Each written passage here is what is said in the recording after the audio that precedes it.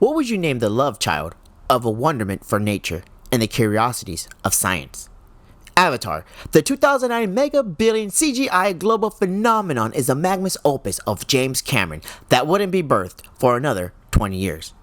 The year is 1995, on the set of Titanic, a movie I find highly overrated, boring, and a crime towards Leonardo DiCaprio for not getting an Oscar nomination. I'm getting a little too far in myself. Let me start over.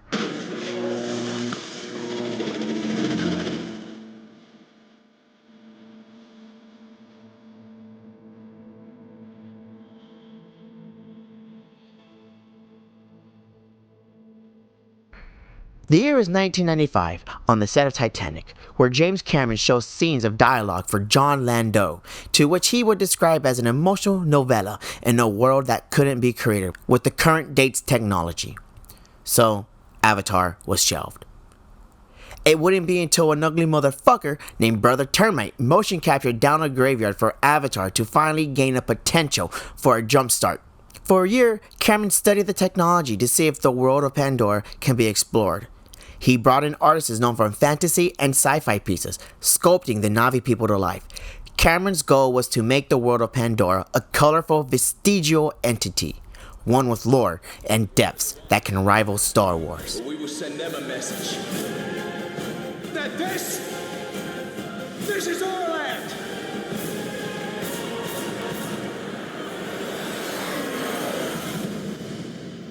While Pandora was finding its genesis, the technology to capture the beauty of Pandora was developing with Rob Legato.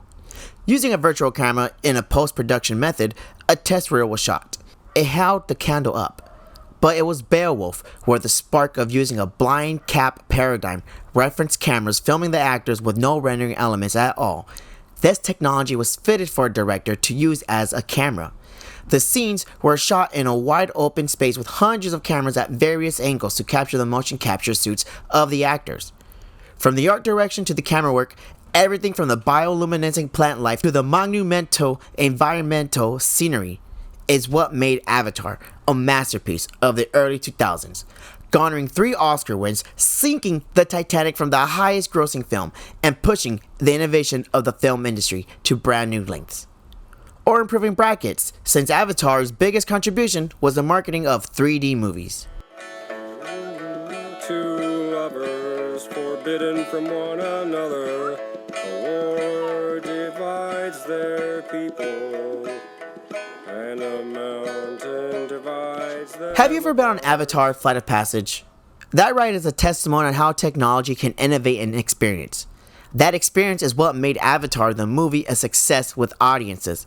It transported us into Pandora. It had us on our knees deep in the flora, had our strength be tested against the fauna, and opened our hearts to the beauty of an outer world way of life. The experience became so intense that viewers reported post-Avatar depression syndrome, or PADS. I find this very hilarious because the movie did such a great job in bringing its fantasy to reality that it made people realize that the faults and the cracks in our society mixed with the midlife crisis for the passion of nature. Living in the wilderness is fun, but I'd rather do it like George Washington. Speaking of our first president, colonialism. Yes, the left's biggest boogeyman right behind capitalism. Colonialism is the act of showing off your big dick by planting flags across the map and siphoning the territory's resources for the greater nation. I think this is where the PADS comes from as well. I understand why it's sad to see a mighty force taking on a little guy who doesn't have a fair fight. It hits more home given the fact that we are seeing real life history play out in a fantasy futuristic film. We can't lie that the Native Americans got fucked in certain situations. The history about the arrival of Europeans in the Americas is controversial, whitewashed, and redwashed. We are not going to dive into that here, but I would like to bring up a story about my boy Tecumseh.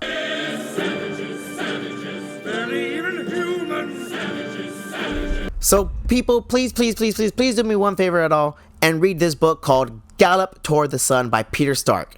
It's fucking amazing book and up there as one of the greatest books I've ever read. It's about how William H. Harrison, when he was governor, manipulated the historical ownership of Native American sacred land, false flagging attacks to President James Madison so he would expand American territories. And it's the sole reason for settlers expanding more into the West, thus setting them up for future attacks. This man was sinister, racist, and power hungry. Everything people say about how Native Americans got fucked in the treaties, you could blame to this guy as the sole source for being that. I bring up this book because President James Madison didn't really care about Native Americans. He was too busy taking care of the nation, dealing with the British, and promoting home gardens in America. It was the act of one man who was far away from the big brother eye of justice who committed this atrocity. And I think that's the real theme of Avatar. Passion. Strong and barely controllable emotion is the definition of passion. Passion can be used to describe your love, interest, hate, or despisal for something or someone. The word passion derives from passio, meaning to suffer, which has historical connections to Jesus Christ. The passion of Jesus Christ is the selfless act of Jesus Christ sacrificing himself to God from the atonement of humanity from their sins, because we know not what we do. Ejixali is our Jesus Christ because he found a new world with a welcoming passion, ready to accept him as one of their own, giving his life to a people who once rejected him, but now honor him. Neytiri has a dedicated passion for her indigenous roots. So much so, she teaches an outsider her love for Ewa. The Na'vi live in a harmonious passion with their planet that becomes one with it once death is the next phase of life. Grace had an undying passion to learn more about the Na'vi, that she has been reincarnated as one with Ewa. The RDA has a violent, bloodlusting passion for unobtainium because it can reel in millions. I don't want to make this a religious segment, but I have to because Avatar was inspired by Hinduism. Being one, if not the oldest religion in the world, Hinduism has 7 core beliefs that YouTuber Kokido has laid out for us to learn today. 1. Believing in one universal soul. Brahman is reality. 2. Believing in an immortal individual soul. Atmans are our souls which would be judged by our karma when we transmigrate to another body for our Atman to host. 3. Karma. All your actions do today will affect you in the future and in the life to come after. 4. Moksha. The goal to retrench to Brahman. 5. The Vedas. This is like the Hindus' version of the Bibles. 6. Cyclical time.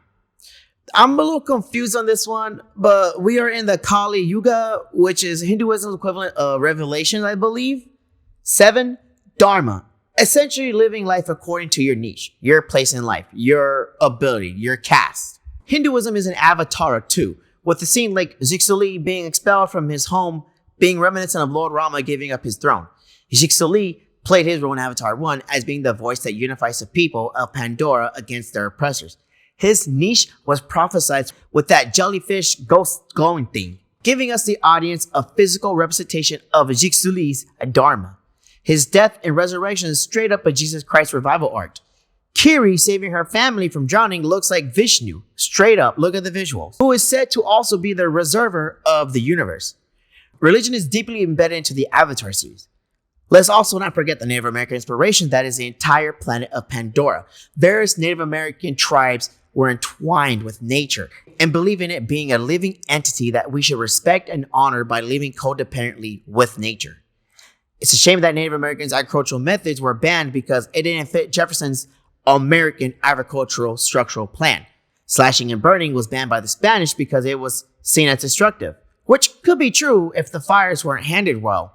But these people were doing it so often for so long that they were basically masters at the practice. The 3 sisters are a cycle of planting corn, bean, and squash, which revives and nourishes the soil. Avatar is literally an eco-friendly cinematic universe. After seeing Avatar 2, Way of Water, I have to talk about another book. The Book of Orcas and Men by David Newwert is astonishing, heartbreaking, and a cry for change. I always knew whaling was bad, but this book made me want to ban whaling as a whole. Sorry, Japan, but it was the cows and chickens who bombed Hiroshima, so please stop with the whaling. This book goes over the history we as humans have with whales, from the Northwest Native American tribes honoring orcas with food, to the fishermen and orcas banding together for fishing. The fishermen get their catch for the day, and the orcas get a fishy treat. The book also touches on how SeaWorld used fucking seal bombs when trying to capture orcas back in 1976, resulting in them only capturing like 5 and killing like 100. The book is fucking awesome and it's amazing, and I want you guys to also read that as well. because the sea life and the ocean life deserves much, much more respect, care, and love.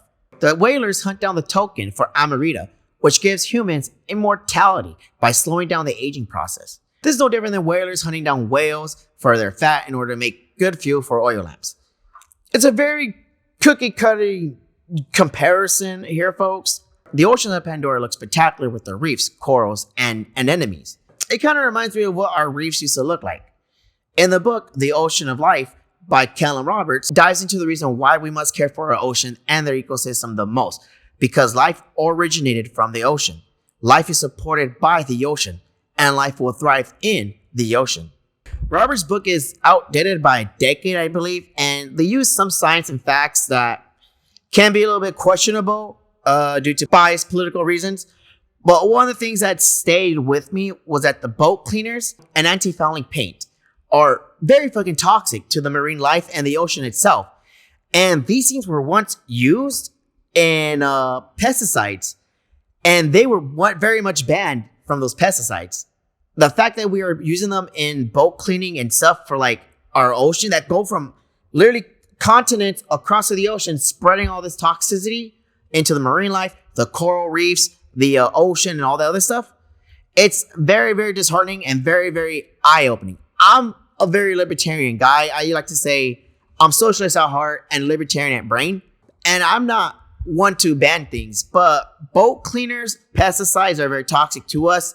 Definitely should be banned because they not only damage us as humans, but they damage our entire ecosystem that we depend on as well for survival. They are just animals. They are life. They aren't stupid. They are sentient of their own environment. They just don't swim around. They provide a vital core to the ecosystem. That is to our planet. We still have plenty to learn more about our fellow animal companions. So let's please stop poisoning their homes and our food sources so we can get to the time to where we can learn and live amongst them. Damn. Who would have known the Avatar series would make me feel a certain way? The whole global warming, the whole poisoning of the oceans, the whole deforestation thing, all that mumbo jumbo, hippie bullshit. That's not an American problem or an issue. That is a world problem. That is a world issue.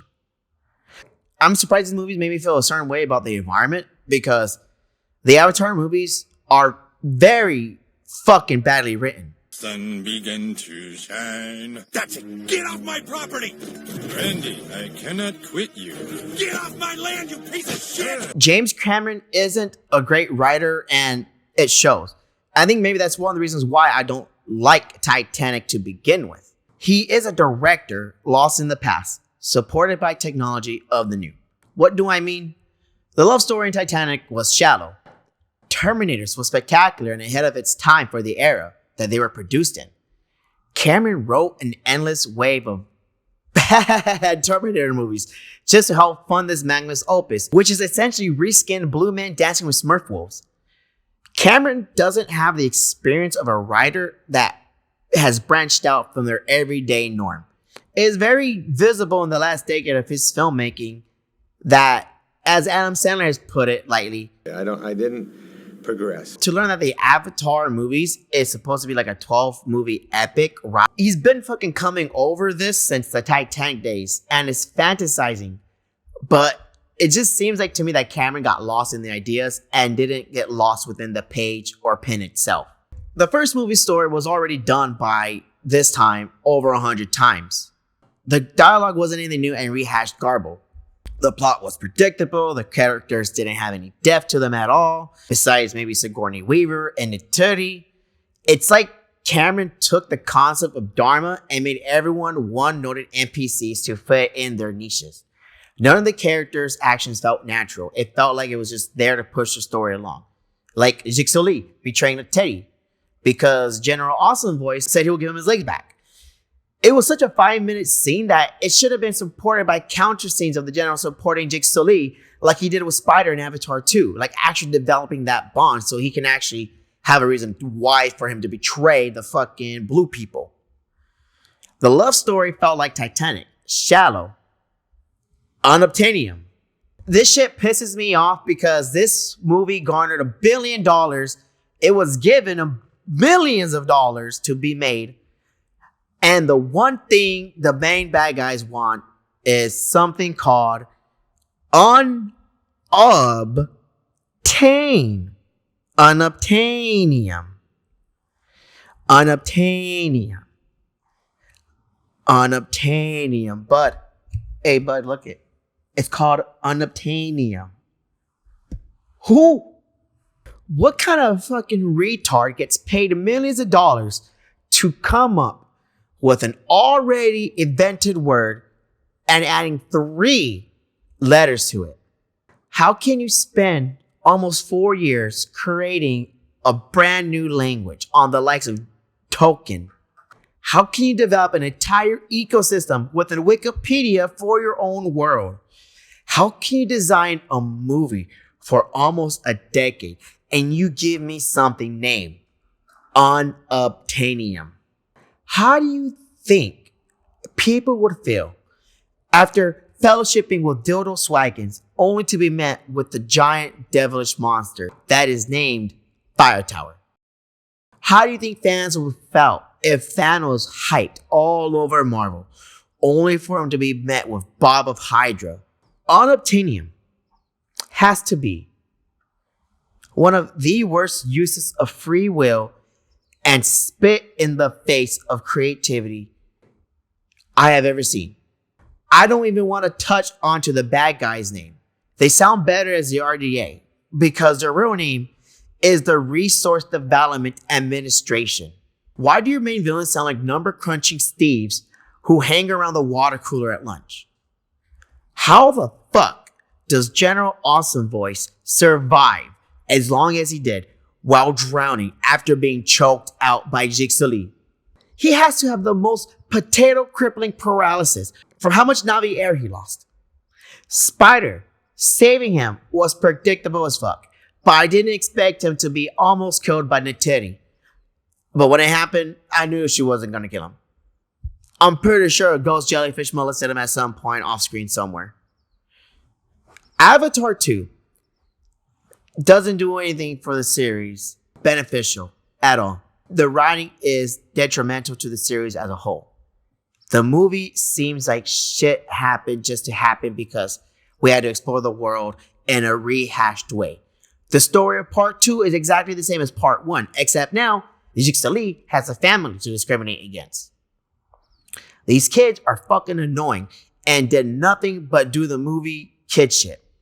I mean, they don't listen to their parents. They get into a fight. They learn something. They cover up for their old bullies. They don't do something again that their dad told them to do. Child dies, movie ends. I told you to watch your brother. Why don't you not watch your brother? See what happened now? See what you do? Brother dead now. Like, dude, this isn't foreshadowing. This is winking to your audience. There is a clip from behind the scenes of Avatar where Cameron says it took 2 years to design the Banshee, and Cameron wanted it to be a metaphor. A metaphor for what? Could it be for the technology using Avatar 1 as it soared the industry to new heights? Or was it a metaphor for the expansive saga ready to take to the skies? No, it was supposed to be a metaphor for an ego. For all of his madness and contribution to the sci-fi genre, Cameron cannot write a letter to mail back to his mom. I've seen videos talking about how Avatar is a bad movie, and those are just bandwagon haters who have nothing to bitch on about, but wait for the next overrated Marvel product so they can bitch about that. Avatar, the series, is a fantastical world to explore. But please, for the love of Awa, do not read between the lines. I give Avatar, the series, a 7 out of 10. Technology can polish a piece of turd to a certain extent. Creativity can only take you as far enough before your meek words fumble under its massive limits. I'm hoping Avatar 3 is much better, but I'm not praying for a miracle. Please, people, leave a like, comment, and subscribe for more. I did have a plan for a big boy video to come out after this one, but I have already made that video. Go check it out. It's my Rise video. So I think I may make another movie video and then get back to gaming in a bit. But that's it, guys. Please leave a like, comment, subscribe, and yeah,